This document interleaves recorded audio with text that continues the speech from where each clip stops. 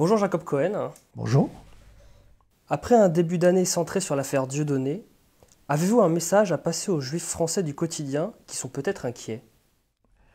Sur ce plan-là, je suis assez, comment dire, je dirais pas réservé, mais j'ai pas mal de soucis à me faire en ce qui concerne ce qu'on appelle, enfin, disons les juifs communs, les juifs du quotidien, ceux qui travaillent, ceux qui souhaitent vivre tranquillement et travailler tranquillement en toute sécurité, et qui sont pris malgré eux souvent dans cette tempête, ce maelstrom. Et ils sont, pour moi, ils sont l'objet de manipulations, des choses de politique qui les dépassent. Ça me rappelle un peu les Juifs du Maroc. Je viens du Maroc. Et quand j'ai assisté à toute cette communauté qu'on a fait partir des dizaines de milliers de personnes ou des centaines de milliers, comme dans d'autres pays arabes, et un peu malgré eux, ils ne savaient même pas ce qui leur arrivait. Et puis, ils ont été le jouet de politiques qui les dépassaient, comme en Égypte, en Irak. Souvent, on a créé l'insécurité, on a même organisé des attentats pour créer cette insécurité, pour ne pas leur laisser le choix. Et j'ai l'impression que la majorité, enfin une bonne partie de ces juifs du quotidien, comme vous dites, sont l'otage de choses qui les dépassent. Bien sûr, pour moi, ils ne sont pas des vrais sionistes dans le sens où, pour moi, être sioniste, c'est partir en Israël, c'est-à-dire réaliser l'idéal sioniste. Bon, aimer Israël, après tout, pour un juif, c'est... On ne peut pas lui demander le contraire, enfin, à moins vraiment d'être conscient, d'être un militant, etc. Bon. Et malheureusement, très peu le sont, parce qu'ils grandissent dans un environnement juif, plus ou moins traditionnaliste. Et il est très difficile pour eux de remettre en question tout ça. Ou alors ils sombrent dans l'indifférence. Mais en même temps, ces gens-là n'ont pas envie. Moi, j'ai vécu au Canada aussi, je vis en France. Au Maroc, il y a la moitié de la communauté n'est pas partie en Israël parce qu'elle a vite réalisé qu'elle ne serait pas bien là-bas. Et donc, les millions de juifs aux États-Unis, en Amérique latine, en Europe, n'ont pas envie de vivre en Israël. C'est manifeste. Et d'ailleurs, Israël a arnaqué la majorité des juifs qui sont allés, les juifs russes, les juifs éthiopiens, les juifs des pays arabes. Et donc les juifs en France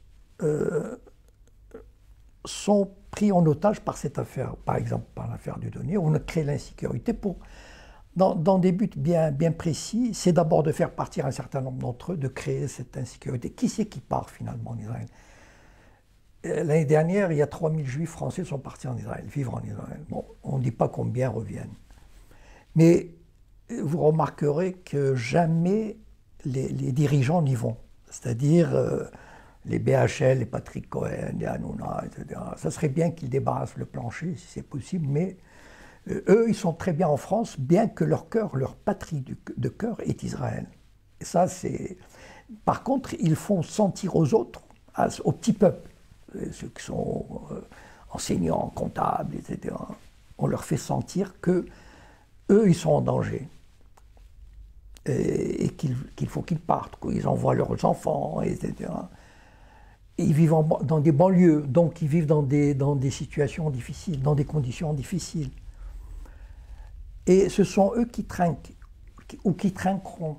Parce que les riches, enfin ceux qui ont les moyens, ou ceux qui ont des relations, les Lanzmann, je ne vais pas tous les citer, les Alexandre Adler, etc. Eux, ils ont des moyens financiers, ils ont des relations. Le jour où ils partiront en Amérique, à Miami. Ils ne vont pas aller... enfin, moi, je connais des gens qui sont allés à Miami parce qu'ils disent que la situation en France devient impossible, trop d'Arabes, trop de Noirs, trop d'antisémitisme. Mais ils ne vont jamais en Israël. Ils vont à Miami, ces gens-là. Et donc, en fait, ceux qui trinquent, ce sont les Juifs du quotidien.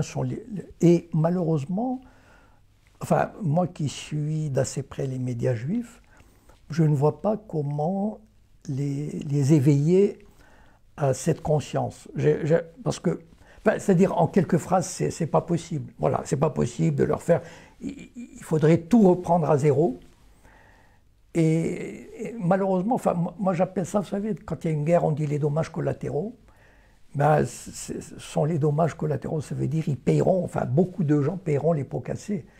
Mais vous savez, quand on crée des situations de conflit, de tension, de guerre, il y a toujours des populations innocentes qui n'y sont pour rien et qui payent les pots cassés. Je crains que le retour de bâton, quel qu'il soit, enfin, retour de bâton il y aura parce que on ne peut pas, le CRIF ne peut pas continuer sa domination insupportable, arrogante, dans l'impunité totale, comme la Ligue de défense juive, d'imposer le soutien à Israël, etc., sans qu'il y ait un jour un retournement de situation.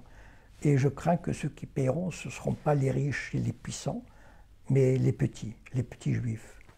Quand on fait de la politique à un certain niveau, ce qui compte pour Ben Gurion, par exemple, quand il dirigeait l'État juif à sa création, il appelait les juifs arabes, notamment les juifs marocains, des poussières d'humanité. C'est-à-dire, en fait, c'était de la chair à canon, du lumpenprolétariat, comme on dit. C'est-à-dire des gens qu'on va envoyer dans le désert, peupler les villes de développement et qu'on traite comme des Arabes, comme des Noirs. C'est-à-dire que quand on a un idéal de construire un État juif, un État sioniste fort, les gens deviennent...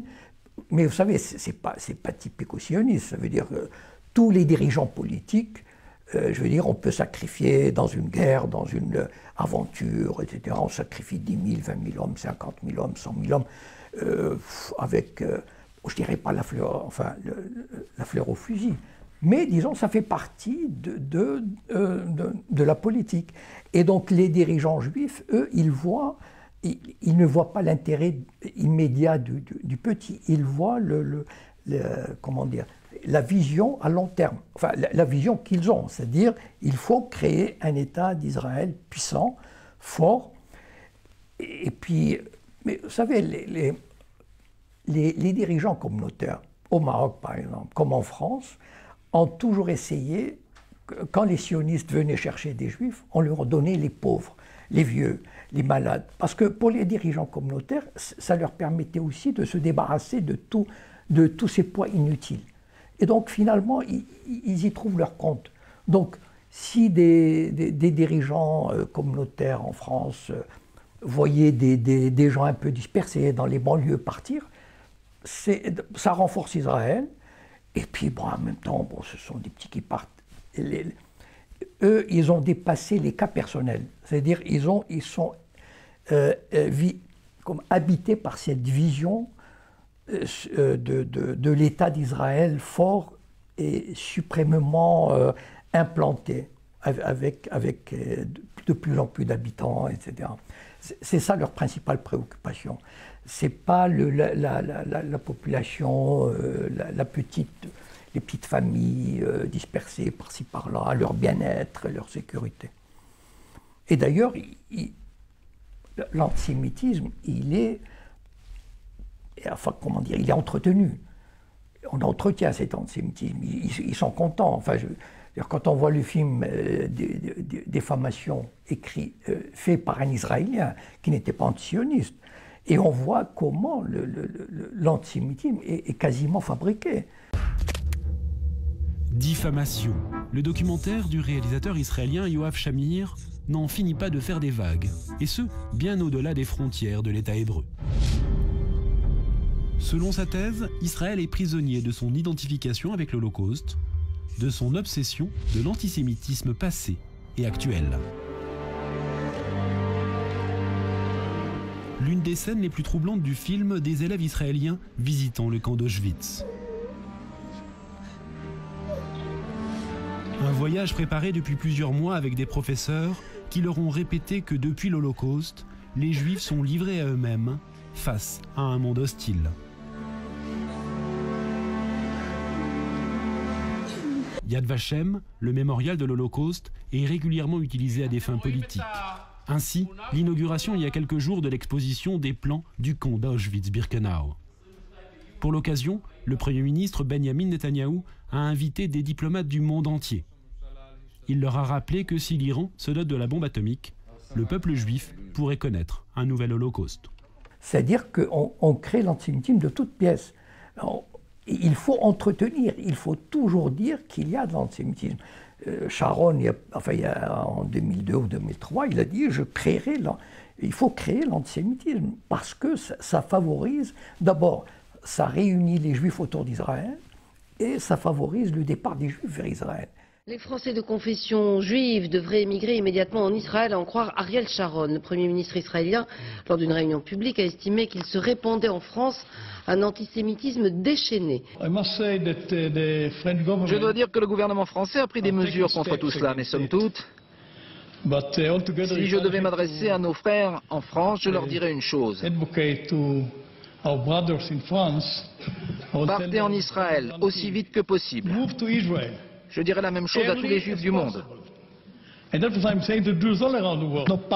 Ariel Sharon affirme que 10% de la population française est composée de musulmans, ce qui explique selon lui la montée du sentiment anti-juif. Il verse des larmes de crocodile quand il dit « Ah là là, c'est malheureux, il y a de l'antisémitisme ». Mais en fait, il favorise l'antisémitisme. Ils sont, comment dire, pour eux, c'est le moteur, c'est l'essence de leur... comment dire, c'est le moteur de leur politique, de leur vision. S'il n'y avait pas d'antisémitisme, les gens iraient, enfin, à la limite, les gens même quitteraient Israël. Qu'avez-vous pensé de la décision du Conseil d'État d'interdire le spectacle de Dieudonné? Je pars de l'idée suivante. L'État français, c'est-à-dire la France, l'État français a mis tous les moyens qu'il peut avoir à sa disposition pour abattre Dieudonné. Bon, quand on connaît le fonctionnement de la justice en France, il n'est pas étonnant de voir le Conseil d'État se soumettre à la volonté d'un ministre, parce que c'était une question trop importante. Bon, enfin, même des spécialistes de droit administratif, ceux qui ont eu l'honnêteté d'analyser l'arrêt du Conseil d'État et surtout les conditions dans lesquelles il a été pris, ont démontré que c'était vraiment un arrêt pour satisfaire le gouvernement de manière rapide et ponctuelle.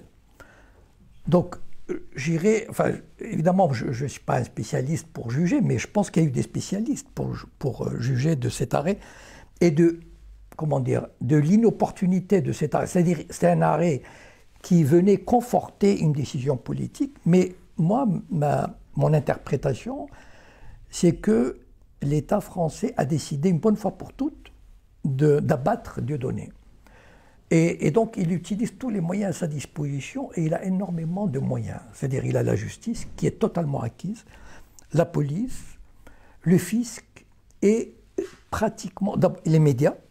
Il n'y a pratiquement aucun média qui ose critiquer l'État français dans cette affaire de Dieudonné. Pourquoi? Parce qu'on avait dit une bonne fois pour toutes, Dieudonné est antisémite. Une fois qu'on a dit ça, c'est fini.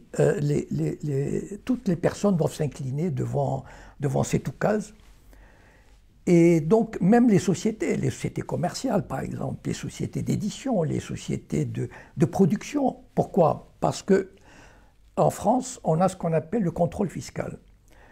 Si une société ne s'incline pas devant la volonté du pouvoir, on lui fait un contrôle fiscal. Et un contrôle fiscal soigné, pratiquement aucune société ne sort indemne d'un contrôle fiscal. On a vu des éditeurs renoncer à publier un livre parce que l'État les a menacés d'un contrôle fiscal. Donc l'État dispose de moyens considérables. L'État n'est pas impartial dans cette affaire. L'État a décidé, sous la pression, enfin bon, de qui on sait, du CRIF, etc., d'abattre Dieudonné. Bon. Et il faut, enfin, peut-être pas physiquement, et encore que si on pouvait le faire, peut-être qu'il le ferait, mais en tout cas de le réduire au silence. Parce que Dieudonné est je ne sais pas si le premier, mais en tout cas, celui qui a réussi à, comment dire, à démystifier et à ironiser sur la Shoah, sur le pouvoir du lobby juif. Il fait rire et son discours porte. Et c'est la première fois, enfin à cette échelle en tout cas, que toute la construction qu'on a établie autour de l'antisémitisme, de la Shoah, il est en train de se fissurer. Et c'est pour ça qu'il est devenu dangereux, c'est-à-dire dangereux pour le système. C'est la première fois que quelqu'un est venu à la télévision, a fait un sketch en 2003, en se foutant de la gueule d'un colon sioniste. Je me suis récemment reconverti au fondamentalisme sionisme, enfin bon, pour des raisons qui me sont purement professionnelles, enfin spirituelles. Je trouve, enfin, j'ai une petite chose à vous dire. Et d'ailleurs, j'encourage les jeunes gens qui nous regardent aujourd'hui dans les cités pour vous dire, convertissez-vous comme moi et essayez de vous ressaisir. Rejoignez l'axe du bien, hein, l'axe américano-sioniste. Ça me paraît important, hein, qui vous offrira beaucoup de débouchés, beaucoup de bonheur, et surtout le seul axe qui vous offrira la possibilité de vivre encore un peu. Hein. C'est un peu une improvisation peut-être, non? Attends. Et ça, c'était absolument insupportable pour le système. Et le système a essayé de l'abattre. D'ailleurs, enfin, si vous vous souvenez, chronologiquement, son sketch est passé un vendredi ou un samedi. Le mercredi suivant, un spectacle qui devait donner à Lyon était annulé. C'est dire le pouvoir qu'a le système. Grâce, je ferai référence rapidement aux Sayanim, c'est-à-dire à ces juifs sionistes qui travaillent pour le Mossad. Vous avez écrit un livre là-dessus. C'est ça, voilà, le printemps des Sayanim. Il faut savoir, c'est ça qui donne la force. Il faut vraiment avoir à l'esprit qu'il y a 3-4 000 Sayanim en France, c'est-à-dire des juifs sionistes qui collaborent avec le Mossad, qui obéissent aux instructions du Mossad et qui lancent des fatwas, toutes sortes de fatwas. Par exemple, s'il s'agit d'interdire de donner, ces milliers de personnes se mettent en chasse. Voilà. Et ils sont partout, ça veut dire ils sont dans les médias, dans les administrations, dans la justice, dans la police, etc. Et c'est ce travail qu'on ne voit pas. Et c'est ça qui donne cette impression vraiment d'unanimisme aussi qui aide. Et donc, lui, Dieudonné, a vraiment...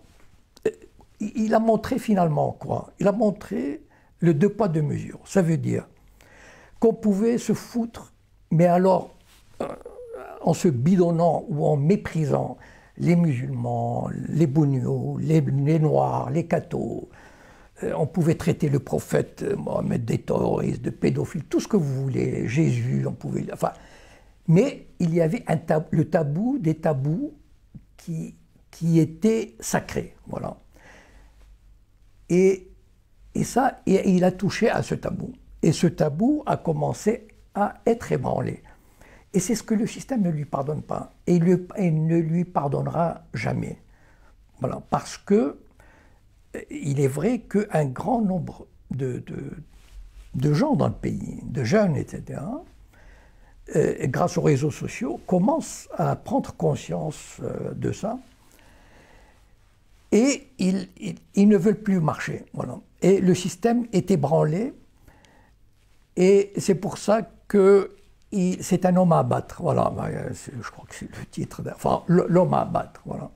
Et l'État français a tellement de moyens avec lui. En tout cas, la chance qu'on a aujourd'hui, c'est peut-être qu'on a suffisamment de réseaux sociaux, qu'on peut faire des vidéos. Et il y a pas mal de gens qu'on n'arrive pas encore... Il y a une résistance quand même qui se fait. Alors, moi, je balance. C'est-à-dire, d'un côté, c'est vrai qu'il y a un mouvement de résistance, mais de l'autre, quand je vois cet État qui a décidé vraiment, avec tous ses moyens, d'abattre Dieudonné, ça me fait un peu peur. Enfin, je veux dire, je me dis, je ne sais pas si l'avenir s'annonce rose où je ne suis pas très optimiste peut-être.